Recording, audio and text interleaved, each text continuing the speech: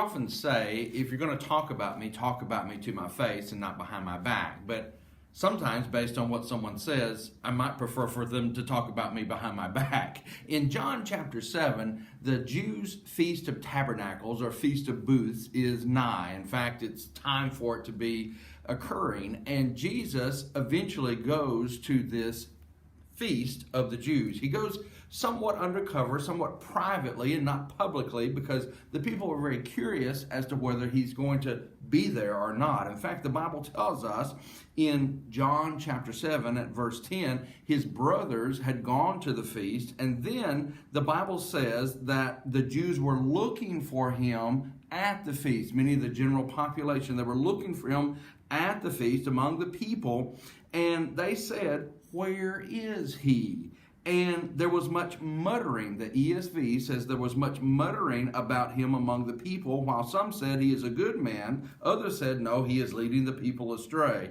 Yet, for fear of the Jews, no one spoke openly about him. The New King James Version says that there was much complaining as to whether he would come and discussion among the people. The NIV says that there was widespread whispering among the people as to whether Jesus would come to this feast or not. And the division and the whispering and the muttering, as it's called, revolved around two extremes. Some said, he's a good man. And some said, no, he's leading everyone astray. And as we think about the way the world sees Jesus today, it hasn't changed very much. There's still a great deal of muttering, complaining, and widespread whispering about Jesus. And usually people fall in one of two camps as they are engaged in this behavior. Some will say, oh, he's a good man. And some will say, oh, he leads everybody astray. Don't listen to him. But I want you to notice, for fear of the enemies of Jesus, no one spoke openly about him.